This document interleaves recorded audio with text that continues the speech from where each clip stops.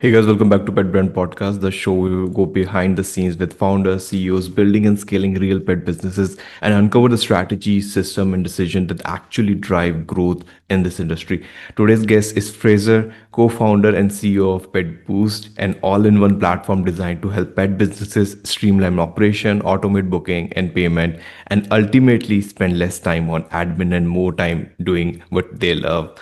With a background that includes experience at Woolies X and years spent studying how local pet business actually run day by day, Fraser's brings a rare combination of enterprise level thinking and deep hands-on understanding of the pet and service industry. Fraser, really excited to have you here. I think welcome to the show. Thanks, Bonnie. What a nice intro. Thank you very much for having me. Excited to be here. Yeah, great, great, great. To kick things off, again, give everyone listening a bit context about your journey. So I would love to go back to the beginning. Like, was there a specific movement or pattern where you realized local pet businesses were being held back by their systems that than their actual skills? Yeah, sure, mate. So my background is in design and strategy, and a big part of design and strategy is asking questions before you make assumptions. So back in 2018, I helped my wife start her pet business, which is hydrotherapy and dog daycare. Wow. And we realized very quickly that there are a lot of great pieces of software out there designed for massive companies that do Mm-hmm. kennels with hundreds of dogs. Um, and that was back in 2018. And then there was also really great software for small business, such as personal training, beauty, hair salons designed for humans, but nothing for small businesses designed for the pet industry. So at the time, as you mentioned, I was working at Woolworths in their design team, and part of the research process is before you jump into designing solutions for people that they may not need, go and talk to some people. You might have your own Exactly. assumptions. Yeah. Mm-hmm. You might have your own learnings based on running your own business, which we were at the time as well. But what we didn't know was that what the experience was like for dog trainers, dog grooming salons, small to medium business with 5 to 10 employees. So daycares that might be doing 60 to 80 dogs a day, and vets as well. So what we did was we went and spent some time just before COVID lockdowns, going and hanging out in a grooming salon for a day, doing a ride along with a dog walker in their van with all of the dogs and just seeing how it all plays out. Yeah. So we'd give them a Woolworths gift card or a Visa gift card for their time, and we would just be a fly on the wall. So Mm. what we realized very quickly is they were also using Google Calendar, Google Sheets, Yeah. human Yeah. software like Square, appointments, and Acuity, which some of your listeners might be familiar with. Mm. But no one was really using some sort of pet software from the palm of their hand. They didn't have to sit down in front of a computer for. So it was very clear that we weren't the only ones. Mm.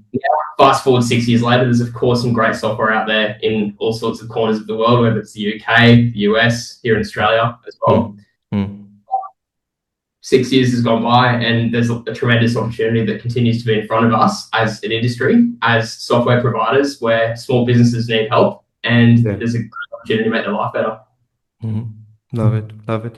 And like when creating something for groomers, daycares, trainers, and boarder, how do you make it work for all of them without it becoming complex? It's a great question. So, like with Pet Boost, when we first started, our first customers were dog trainers teaching puppy school, and that's where we started. Okay. Our first customers, of course, my wife's business, who did dog daycare and Yeah, hydrotherapy, yeah.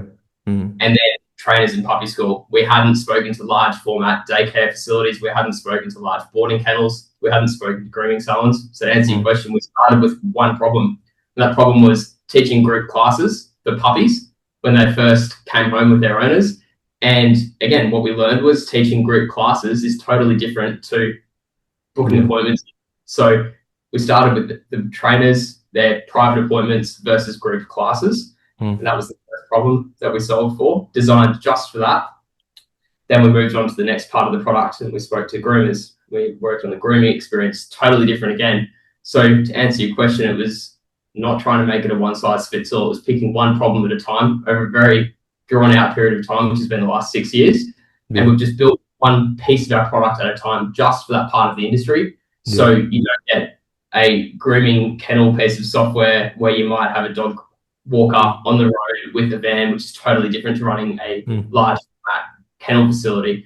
So as a result, corners of our product that a lot of businesses don't see, and there's some where businesses use all of the different modules. But as a result of picking one problem at a time and designing it, it's purpose built just for that part of the industry and not trying to fit a square peg in a round hole. Really over.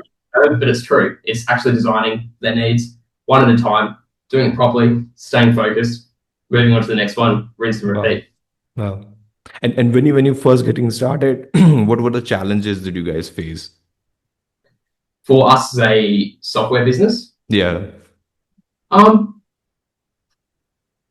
think like any business, when you're just starting out, is trying to balance having a bit of conviction and not knowing for sure, but still going for it, and actually taking time to talk to your customers first. Sometimes they don't know either. So you need to just ask really good questions, try and spot some patterns, read between the lines and try it. So even now, we're still learning every week. We speak to pet businesses on video just like this every week, and we learn something new. And the biggest challenge is there's a lot that we don't know still. And I think it's about having that humility to go, well, we might be right 85% of the time. We might be right 0% of the time, but we need to be open and asking better questions on a weekly basis, because it is an ongoing challenge, not just at the start. Everyone has their own rules. Small business is amazing, but also very complex in the pet industry where everyone has their own rules. The biggest challenge always was and always is, no matter how many people you speak to, they always have their own little version of doing things.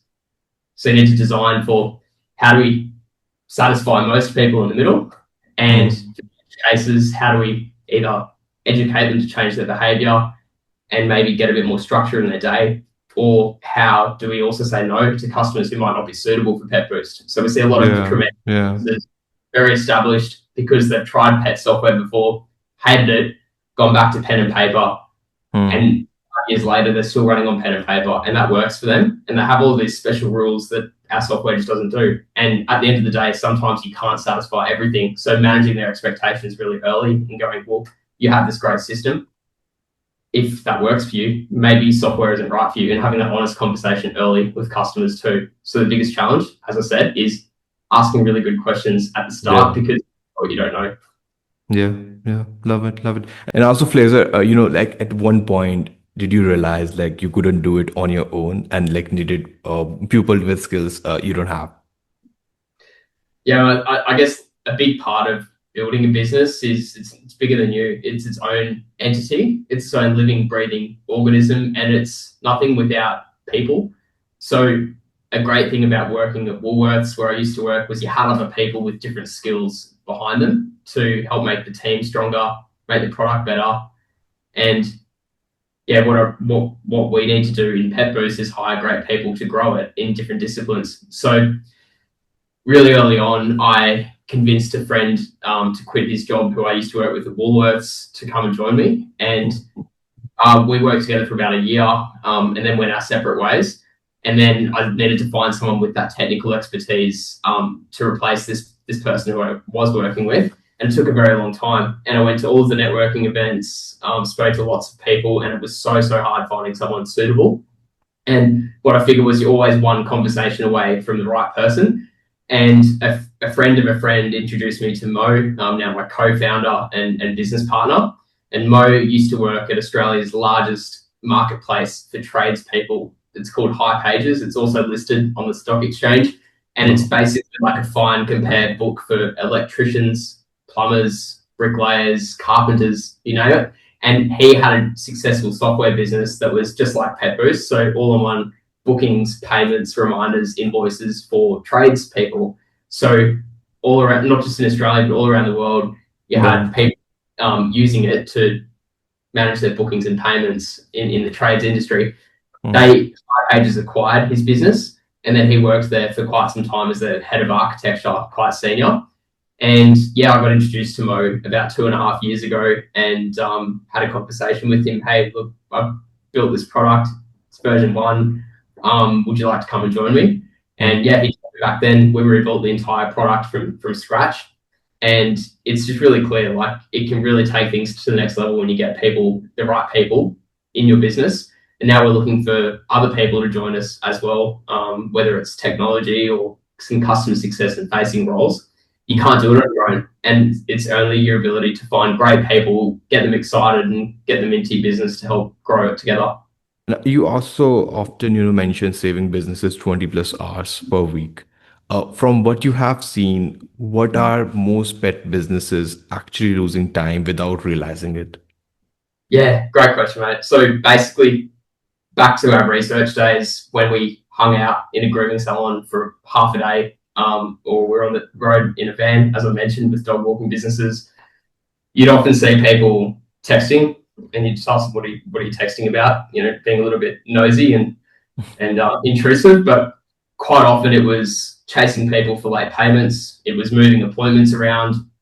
It was checking the Google Calendar to make sure they weren't like overbooked, because the Google Calendar to them was the source of truth.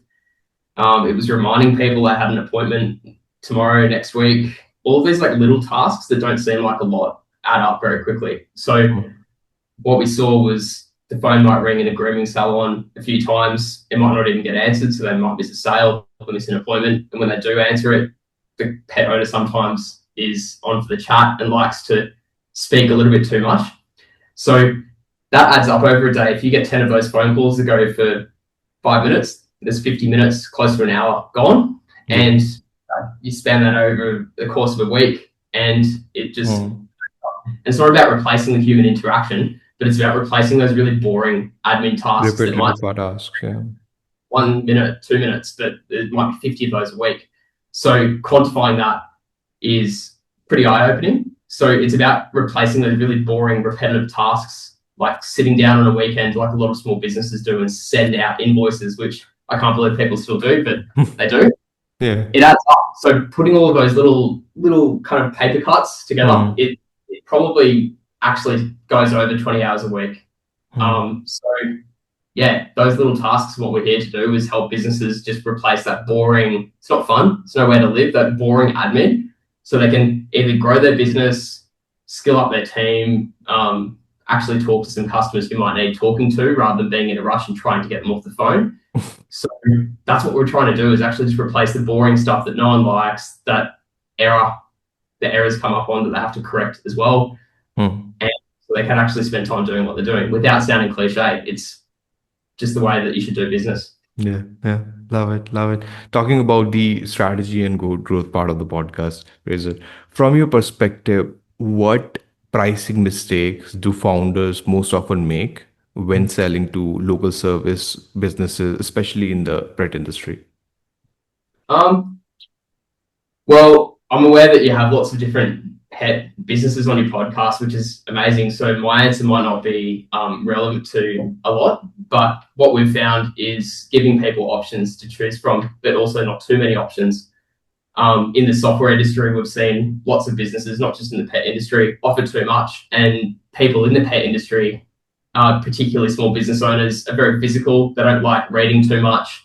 It's about presenting them with relevant options and giving them something to choose from, but not too much to the point where they get overwhelmed and close the tab.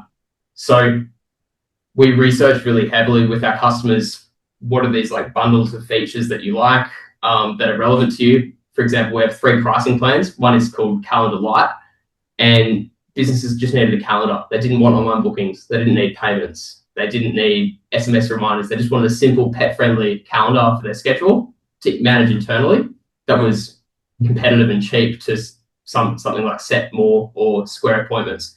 And that's why we priced it at $18 a month. That's an example, because we listened to our customers' needs. They didn't want all of the bells and whistles, so we put them in that kind of category. And then we have some other ones too. But the biggest mistake that we made was not releasing that earlier, because we realized there's a whole category of businesses that are under-serviced but don't need all the bells and whistles. They just want a simple calendar. So here it is. Take it or leave it and trial it. And if you want to graduate to some more complex features later on, you can. So our biggest mistake, again, was not listening earlier, and trying to fit everyone into one bucket. Our first pricing model was you sign up, this is the only option, take it or leave it. But then on the flip side, we've also seen other software products in other markets give too many options, too many add-ons, too many like things to choose from, and it becomes a bit I don't know, not just overwhelming, but leaves a bad taste in customers' mouth when you start charging them on top of all these things that should be all inclusive. So it's always a constant battle between how to make everything all inclusive versus only paying for what you need, and that's a constant tug of war in software that observed and we've experienced firsthand. Love it, love it. And looking back now, what do you think? Like, what's one decision that actually, slowed your growth, even though it seemed smart at the time when you were first getting started?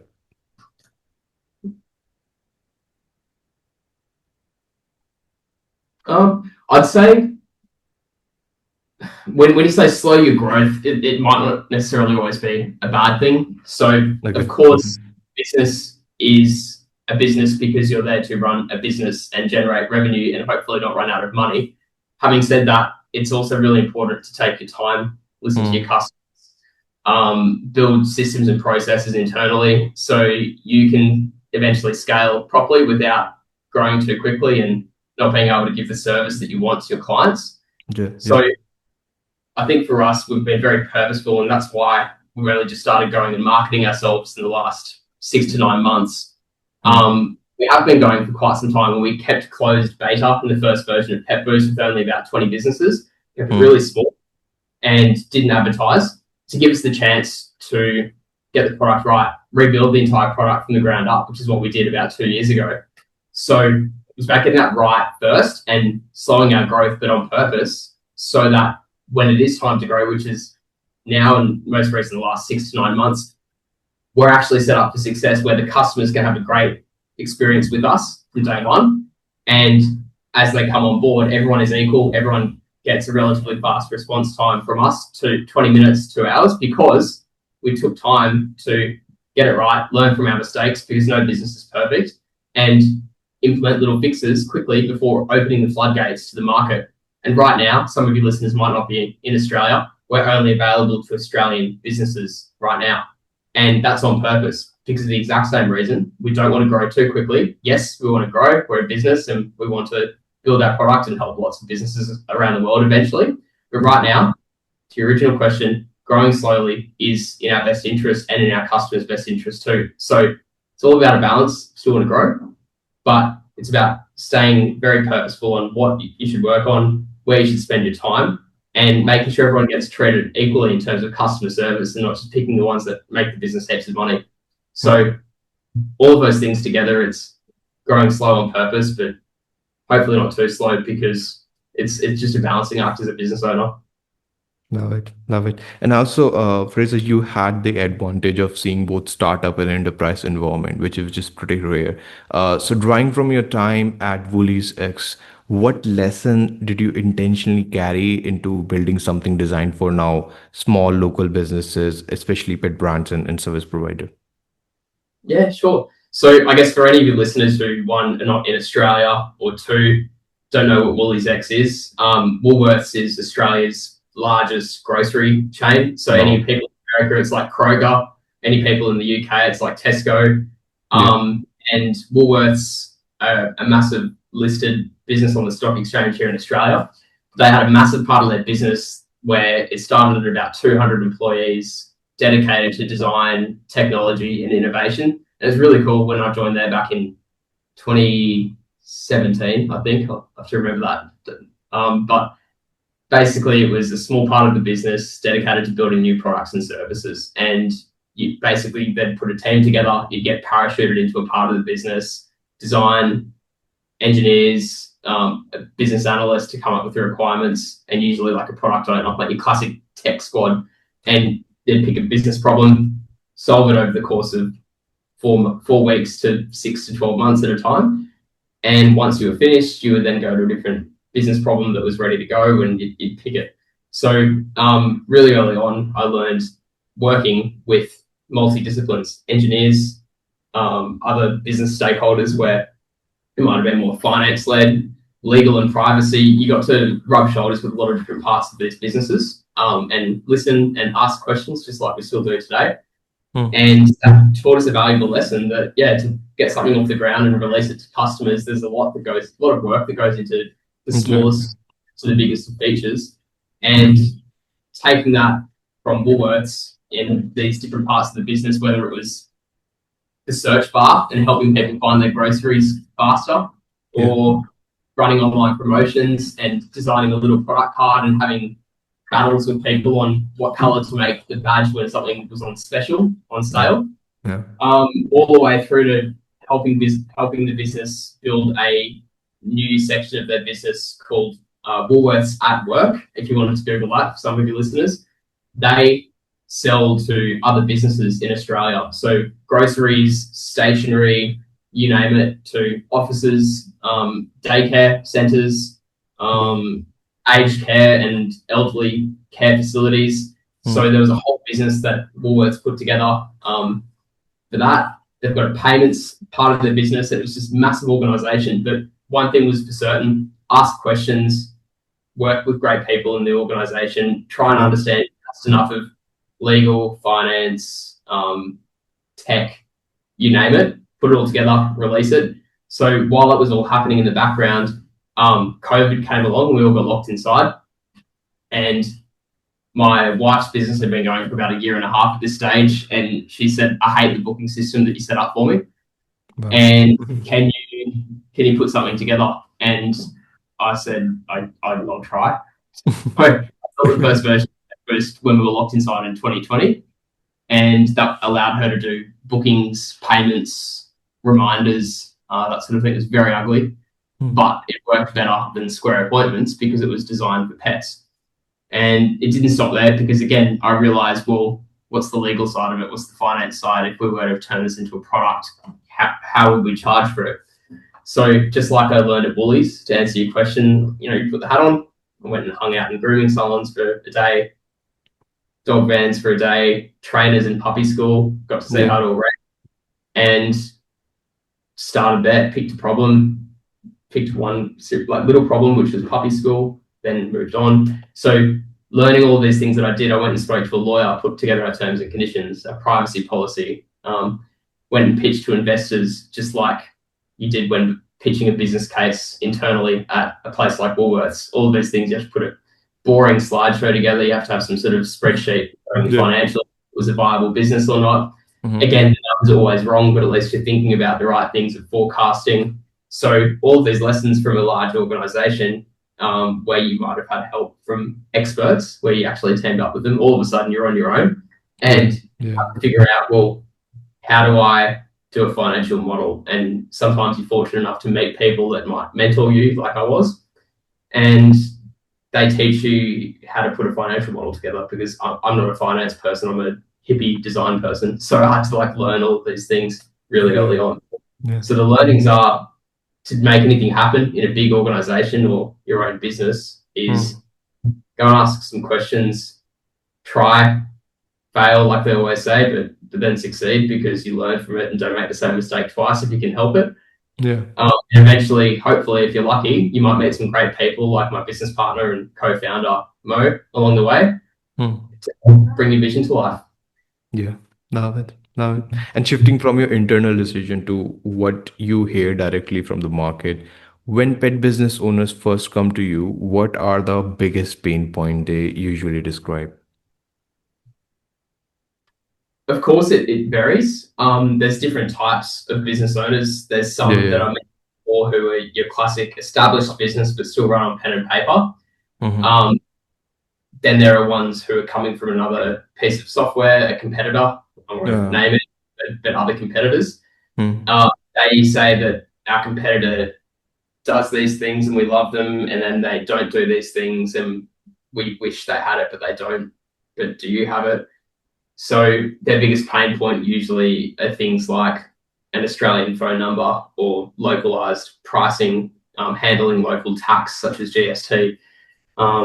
Some of them have problems with the self-service booking experience for pet owners, where it relies on the pet owner downloading an app from the App Store and putting their phone number in, and then setting a password and going through all these stages just to see available times.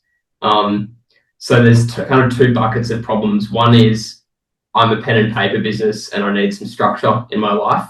Can you help me turn this into a system in your software with all these weird rules that make sense to me that might not make sense to you as a software provider? so that it's helping these businesses get a bit of structure and formality in their booking and payment procedures. And the other bucket is, you're an Australian, you're in the same time zone as me, you have some features that our competitor doesn't. Can you help me? So yeah, it's usually those two buckets. Give me some structure versus these features, and can you help me go live quickly? Yeah, and to make that like more tangible for listeners, can you walk us through a real example of a pet business that significantly improved after using Petboost? Yeah. There's a great example. Again, I won't reveal any trade secrets or anything like that, but Okay, yeah. there is a pet business in a city here in Australia. They are very successful. They have a grooming salon plus a fleet of dog walking vans, and they were running off two pieces of software at the same time for their business. And one piece of software was designed for grooming salons originally and was very comprehensive. It's a leader in the market. A lot of your listeners who own pet businesses would probably use it. It's an American one. And the second one they were using, also American, was originally designed for pet sitting. Okay. And they'd retrofitted it to make it for dog walking. And neither of these software systems did multiple parts of the pet industry. So they couldn't handle both grooming and dog walking side by side. Petboost can. So they came to us and they said, we have these two systems. We have 2,000 customers in our business. It's well established. There's 10 team members. We need it in one place.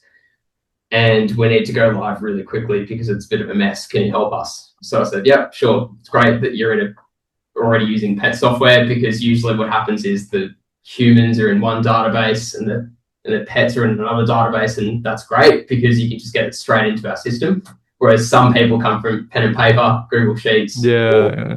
It's a different journey for them because they're on a different section.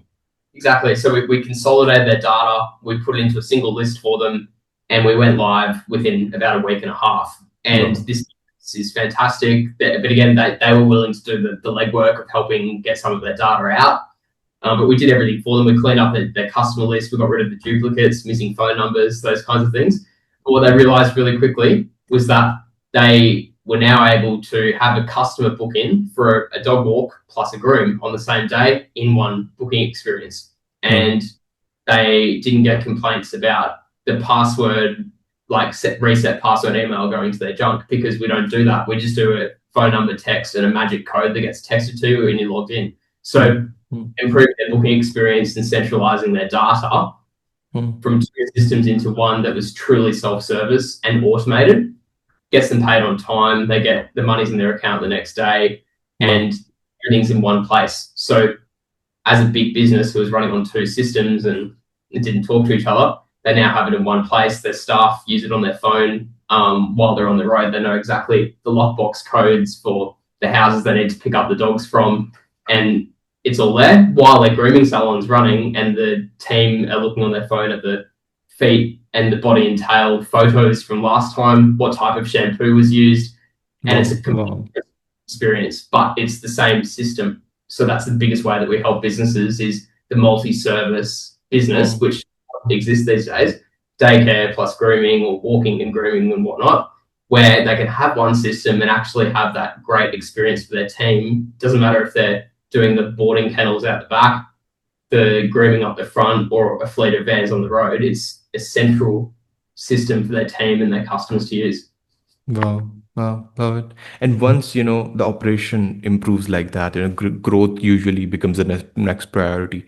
So, in your experience, how pet business use retention and rebooking strategies to increase revenue without spending more money on marketing? Yeah, it's a good question. It differs, and it depends on the type of business, and just like any service business, it's about how often do people need to book. So an example could be dog walking and dog daycare businesses have bookings pretty much every week for this. Like the dog might come multiple times a week for daycare or be walked multiple times, whereas a groom might be once every 4 to 8 weeks. So it's a very different experience for the client and a very different revenue strategy for the business. Yeah. And then And again, for the boarding kennel industry, it's seasonal. It's when the school holidays and holiday periods are. So they also need to think about how do we subsidise our quiet periods, where you'll see a lot of dog kennels now do grooming as well, where it might be very quiet during these like non-holiday periods, but they start doing the grooming side of the business to try and get the revenue in for when the quiet periods are. Yeah. But so that will keep the customer spending with them instead of spending with the groomer up the road. Whereas daycare like to do things like prepaid packages. So to get cash flow into the business, we have a great feature called Packs, and it's like a little beautiful coffee card with stamps where it represents your visits that you've been for daycare. So you can buy like a 10 pack or a 20 pack, and you have 20 visits paid for upfront for a discounted rate. And what that does is it encourages, obviously, the pet owner to commit to booking in with the business, but pay up front. So that's money in the door for the business. The client is coming more often, burning through the credits, and it's just like a nice client experience because they can track their progress. If they cancel, it gets topped back up. So it's a really nice, transparent experience. So we see that very popular with daycares and walking businesses, where it's buy more, save more for the customer in a time in the world where people are tightening their belts a bit. Yes, it's a bit of a money outlay, but over time you save 10, 20%. It's a bit of an incentive for pet owners to spend more money with the business. But then also for the business, it gets cash in the door. It's a commitment, and it builds the relationship with the pet owner because they're coming back more often, building that relationship with the business. Wow. Oh, So there's two different examples there for you. yeah. And another area that quietly affects profitability is payments, which many founders overlook early on. What role does payment processing actually play in a pet business margin, and like what should owners be paying attention to? I think like payments is like the lifeblood of a business. So it keeps the lights on, it keeps their staff paid, it keeps the business healthy. So the easier you can make the payment experience for pet owners. Exactly. The less friction it involves.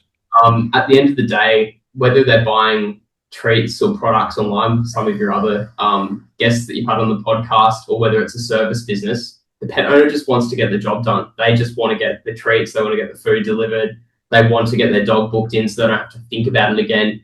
So these chores that people are doing every day, every week for their pet, how do you make it as like pain-free and easy as possible? And that includes paying the bills. So quite often we'll have businesses that come to us who have clients owing them money from months ago, and they have invoices that they haven't sent out yet. And what they can do is come into Petboost and backdate the payment, and it sends the customer a text and says pay here, and they just get paid in bulk for like all of their past appointments. So what's quite interesting is that because that's so much easier than doing it their old way, it's making it easy for the client to pay something that they've already like had formed for them as a service. So yeah, making payments easy, whether it's on the spot or having to backdate stuff, is really important because it makes the client doesn't have to log into their banking app. They don't have to type in the BSV and account, like the bank account number. They don't have to type a note to the business to say that it's paid. The business doesn't have to like check it against their bank statement. Like all of that is just completely removed, and they're paid, the money's in the account, and no one feels weird and awkward about chasing people for money. So that's one thing. The other thing is they just want to get it done. They just want their dog cared for, walked, groomed, and they don't want to have these weird money chasing or do I owe this person money conversations. It's just like nowhere to live. And for listeners who still might be running their pet businesses on spreadsheet or paper system, right? What would you say to someone who knows they need systems but hasn't made the switch yet? I think you have to be ready. So it is a big adjustment. If you are still running your business manually, it is a big adjustment. And I had a conversation with the business yesterday where they'd just come on board, and I said, look, it's going to be helpful and it's going to help make running your business easier. But the first 4 to 6 weeks is going to be tough. It's a big adjustment. Exactly. And you have all of these rules made up in your pet that we're not aware of, we can try and help you set up your account to mirror how you run your business. And most of the time we can make it happen. But they have to be ready for that change and that discomfort for that 4 to 6 week period where it's weird and a bit uncomfortable, because they might have been running their business this way for 10 years. Yeah. So we try and help manage expectations that, yes, it will be better, but it will be really crap and horrible for the first 4 to 6 weeks where you're getting used to this new way of running your business, and so are your clients. So they're used to you maybe being a bit relaxed about chasing money. They may be really used to you texting them after hours on a Sunday night to book them in. Yeah. Whereas the new way of doing it is a button on your website where they can just book in seconds. And that's really easy for the pet owner to do. But because the pet owner is used to texting the business owner on a Sunday night, that's booking. And usually there's like 50 of those pet owners texting this one business owner about booking in. That's an adjustment for them too. So then not only does the business owner have to change the way they do business internally, they also have to manage 50 plus clients' expectations on, no, this is the new way we're doing things, without upsetting them too much. And what we see is a lot of businesses get a bit worried, like the clients might find it a bit tough and I don't want to lose business. And they become a bit apologetic. I'm really sorry, but I'm changing the way I do business. It's not that bad. The pet owner realizes pretty quickly that it's really easy to book in. It's secure with their card on file. It's transparent, all of the above. But educating businesses that this period is tough to get through it and it's all going to be okay is the biggest thing that I talk to businesses about when they're coming off spreadsheets and pen and paper. Is, yes, it's unpleasant for a small amount of time relative to the last 10 years of your business. And going forward, it's going to be a lot easier, and we're here to guide you through it. And we've seen it all before. So we see lots of businesses make this transition. Love it. And looking ahead a bit, technology across industries evolving quickly, right? So where do you see pet service technology heading over the next 3 to 5 years?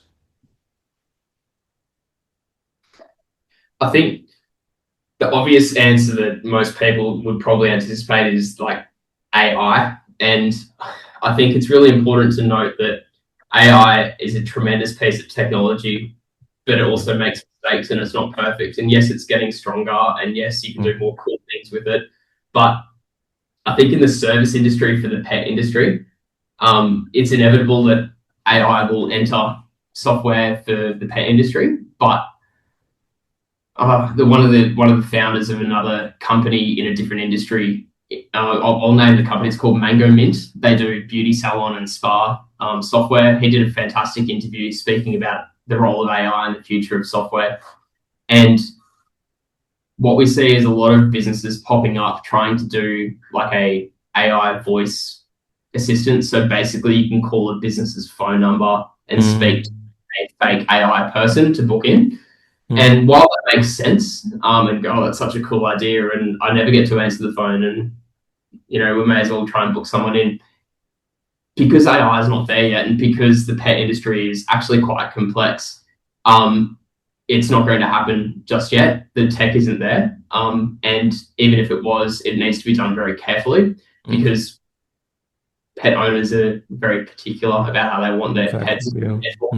Business owners are also very particular. Small business owners are very protective of their business. They're quite often built from nothing up to what it becomes.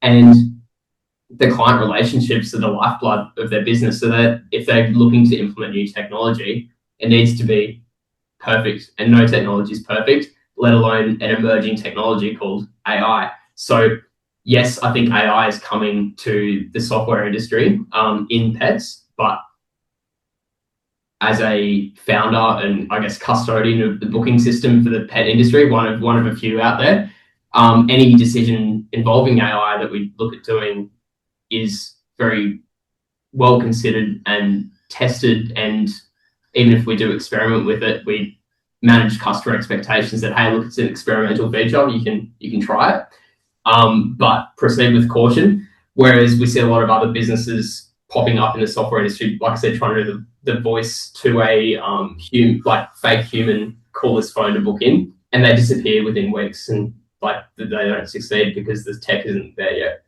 So what we're also seeing though is that humans are so used to this chat GPT experience now where you can just open up an app, you can ask it anything. It's like the new Google experience where you can ask it anything and get an answer. You don't have to go like reading blogs like you used to on a Yeah. recipe for chicken Yeah.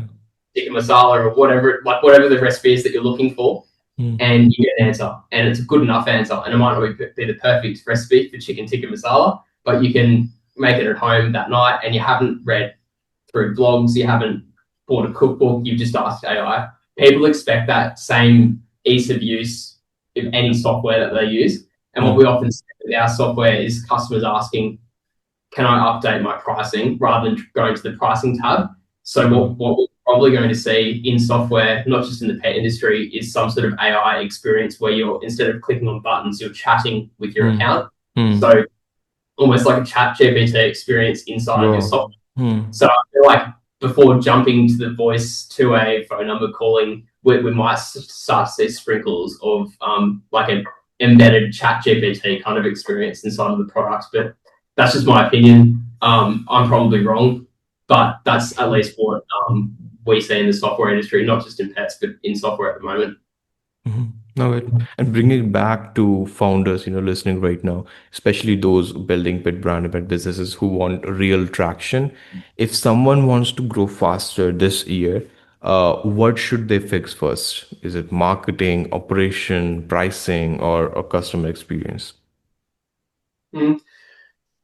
I mean, I could just be really lazy and say all of the above, but I think what it comes back down to is positioning. So positioning is really important, and understanding what your customers want to buy and how to package it up is the most important thing. So just like we always do, get out there and talk to your customers and Yeah, yeah. see like the ideal way to package something up and test it across 5 to 20 different people across different parts of your market, whether it's geography, whether it's business size, whether it's someone's spend category, depending on what product or service you're selling. But if you get your positioning right, and here's a problem that we're solving, these different people have told us about this problem, here's how we solve it, and here's how much it is, and getting that right first, the rest generally follows. You can worry about distribution and stuff later, but if you get positioning right in terms of helping people solve a problem that really hurts and just grinds them down every day, getting that right is the most important thing you can get started with. Mhm. And if in Fraser, if you had to, simplify performance tracking down to just one number, what do you think? Like, what's the single metric every pet business owner should be watching daily, and why?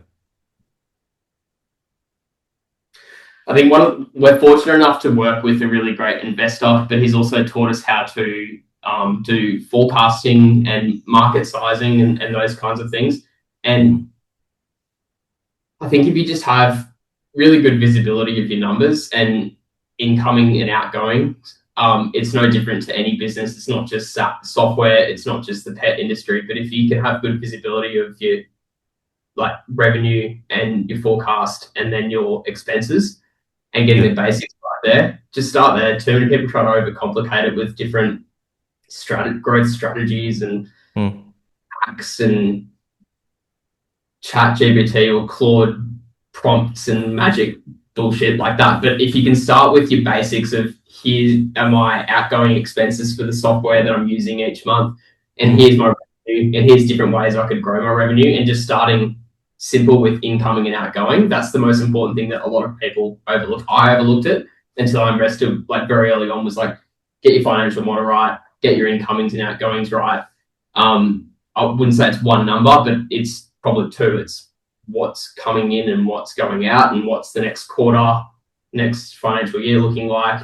Where do I want to take it to? Who do I need to hire? And then you can still always come back to what money's coming in, what money's Yeah. going out. Yeah.